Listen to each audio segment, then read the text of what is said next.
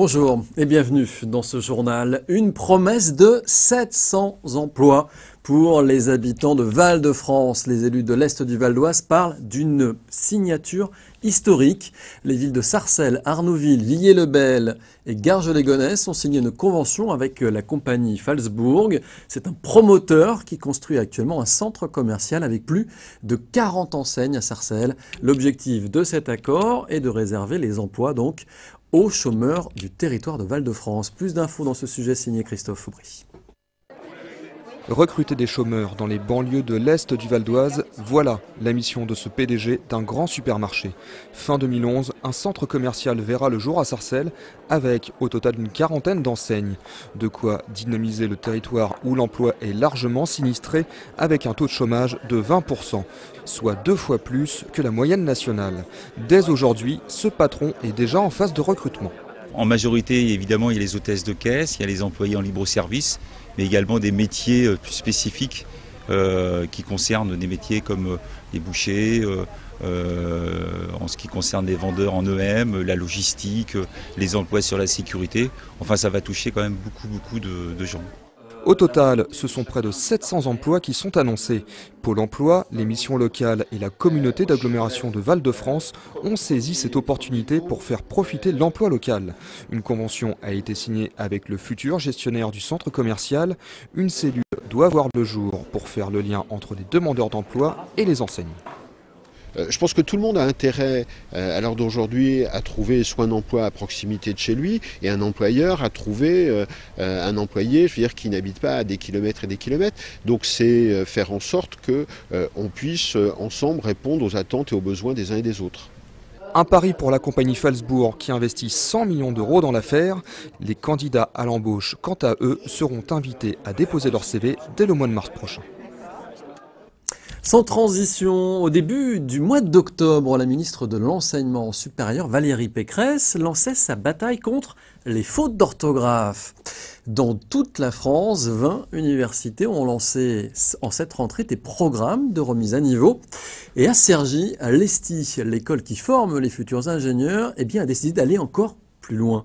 Regardez ce reportage signé Yoann Bensoussan. Sophie Manot est professeure de français et de culture générale. Face à elle, des étudiants en classe prépa intégrés d'ingénieurs, plutôt des matheux, donc pas vraiment passionnés par la langue de Molière.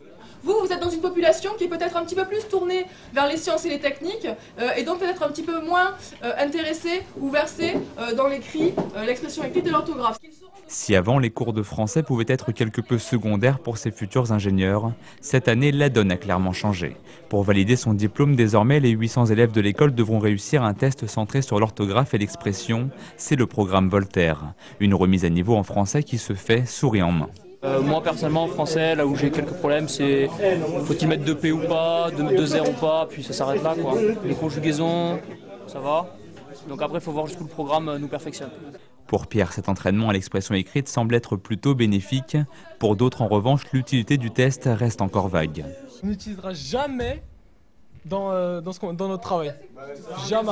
Il y a des questions, il y avait des phrases, il y avait des phrases sur l'économie, la politique et tout. Conjugaison, grammaire, syntaxe. Pour certains étudiants, la maîtrise des règles de français est insuffisante. Pilote du projet dans l'école, Sophie Manot a alors comme objectif de faire prendre conscience à ses élèves des enjeux de l'exercice. C'est vrai que envoyer un mail à des clients, à des patrons qui est plein de fautes, mal s'exprimer à l'oral, ça peut leur porter préjudice à terme dans le cours de leur carrière.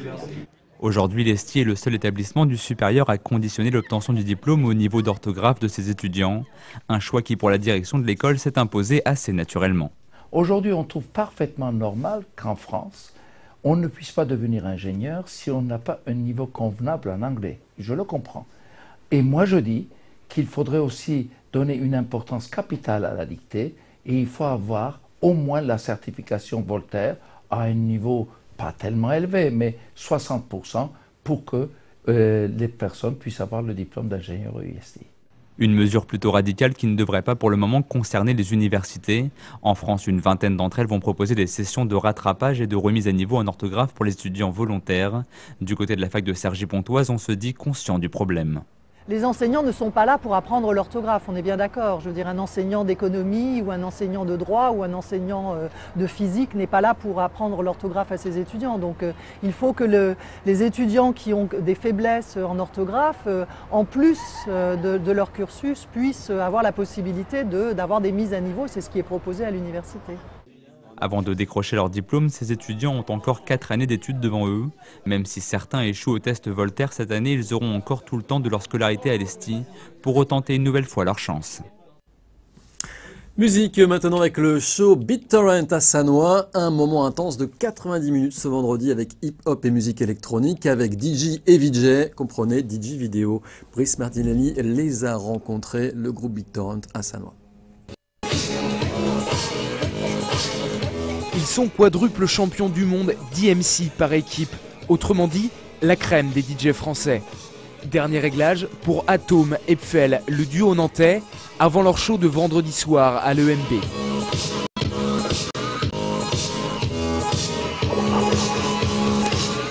Enfin, c'est un peu un best-of de tout ce qu'on a pu faire et de tout ce qui est à venir, quoi. Mais ouais, globalement, on reste sur le même délire, voilà, quelque chose qui soit puissant, qui fasse bien réagir les gens, et voilà.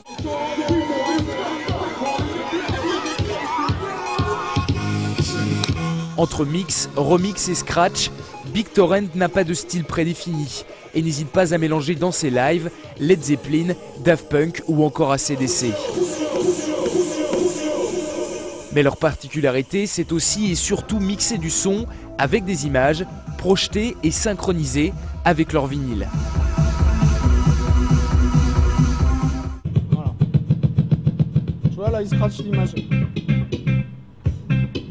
L'idée, c'est qu'avec nos platines et le logiciel qu'on utilise, on va en fait diriger à la fois le son et l'image. C'est-à-dire que si j'arrête le disque, le son s'arrête, l'image va s'arrêter aussi. Si je reviens en arrière, le son va aller en arrière, l'image également.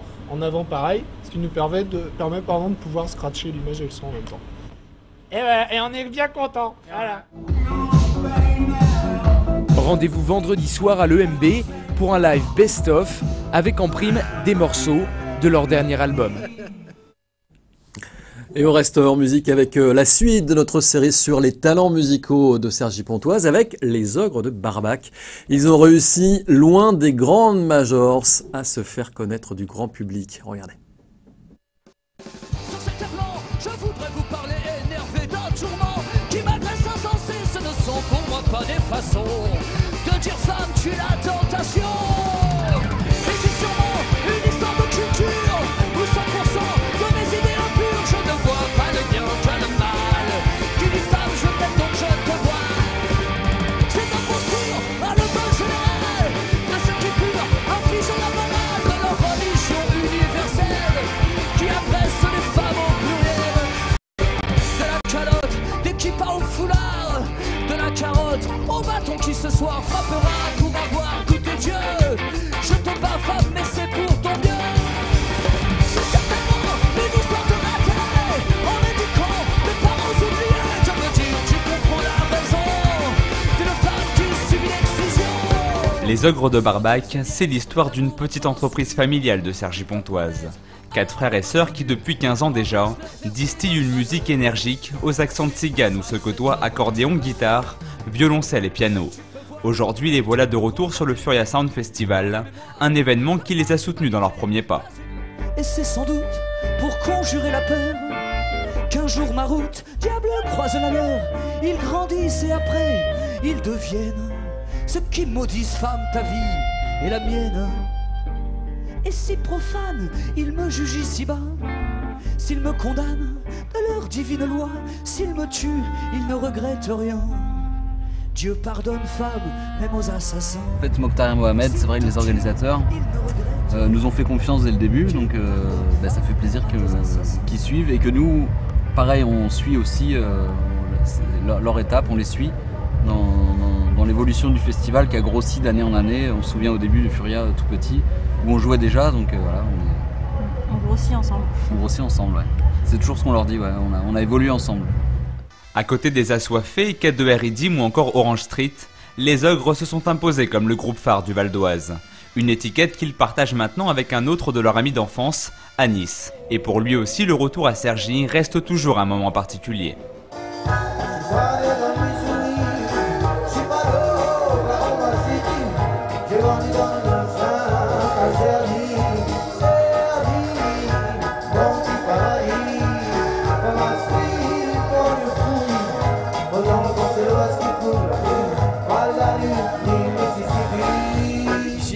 On est à la base de loisirs, c'est un endroit où j'ai crapahuté grave quand je suis arrivé à Cergy. Et mon adolescence, même quand je commençais à avoir la vingtaine, je venais beaucoup me baigner. Là, la mare qui est derrière, je me suis baigné dedans, véridique. Toutes les mares de la base, je me suis baigné dedans. Alors, je suis content, c'est bien que ça monte, la sauce et tout. C'est toujours bien, j'aime toujours bien venir jouer à Cergy, quoi. Toujours un peu les miquettes, plus qu'ailleurs, mais ici, c'est chez WAM, voilà, quoi. Entends-tu ma fille, je n'ai rien trouvé de mieux. Et je suis reparti continuer sans arrêt à fouiller dans l'écran, à retourner la terre, à perdre des matins, à boire dans tous les verres, si l'alcool s'ennuie, pour être sûr du goût de mon dégoût. Quand l'ivresse s'enfuit, je me suis retrouvé de situations drôles à d'autres plus violentes. Prince et puis poète, clochard et sans issue, paumé analphabète, roi du monde indécis, de rendre le bonheur à des gens plus petits, d'y dévoiler l'horreur d'une vie malhonnête. Toujours avec l'envie de se renouveler et de multiplier les expériences, les Ogres de Barbac sont à l'image de leur musique, calme et bordélique. Une musique de live pensée pour la scène et le public. Dans les quartiers où vivent les étoiles qui montent à prix déçu, qu'être superficiel, qu'on vive pour le cul dans un décor de miel, le savoir dans la soie, le luxe et l'importance, derrière chacun pour soi, cache encore la souffrance. Je les ai salués et là encore j'ai fui, je me suis réfugié, enfermé pour de bon, des pensées, des idées, délivré des leçons. Comme on a un public assez fidèle et on joue beaucoup, on fait 80 ou 100 concerts par an, c'est vrai que les gens reviennent souvent nous voir une ou deux fois dans l'année. Et du coup, on essaie toujours de leur proposer des choses différentes. Comme ça leur donne envie de revenir encore la prochaine fois. Parce que ça sera encore différent. C'est ce qu'on essaye de faire. Elle nous emmène tout près d'Athènes, parler des chemins de Dublin, nous faire envie à Varsovie, nous faire la cour à Singapour. Il y a des matins, c'est à Pékin, et il y a des soirs, c'est à Dakar. Une journée de rêve à Genève, un monde magique comme nos envies. Quand elles assurent, c'est à la mur. Qu'elles sont tip-top, c'est à Saint-Tran. Qu'elles sont des chiens, c'est à Requin. Ou qu'elles sont chiennes, c'est à Cayenne. Au carrefour des cultures, les Ogres de Barbac ne sont pas près de baisser de rythme. Une nouvelle tournée plus rock à la rentrée dans toute la France et la sortie d'un nouveau disque pour enfants en novembre. Les Ogres prouvent encore une fois qu'ils restent inclassables.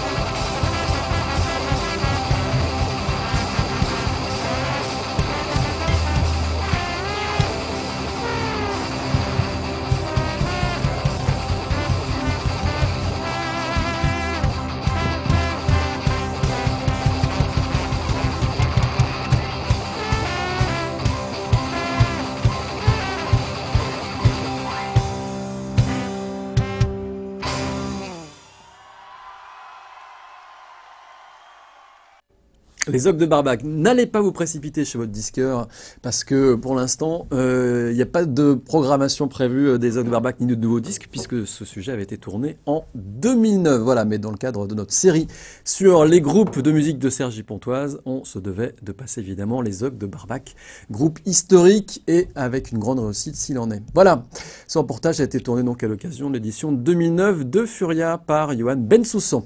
Allez, on se quitte en musique avec le dernier clip de la maison Tellier. Ce quintet français entre folk, rock et blues sera en concert vendredi soir au Forum de Vauréal. Je vous laisse donc sur ces quelques notes du morceau Suite Royale et je vous dis à demain.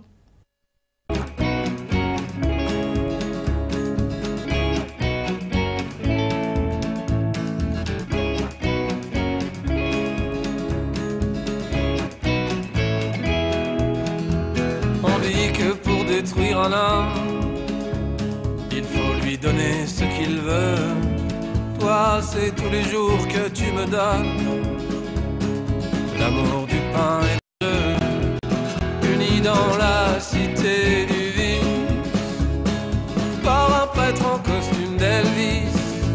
des as de pique plein les manches. Toi du sang sur ta robe blanche.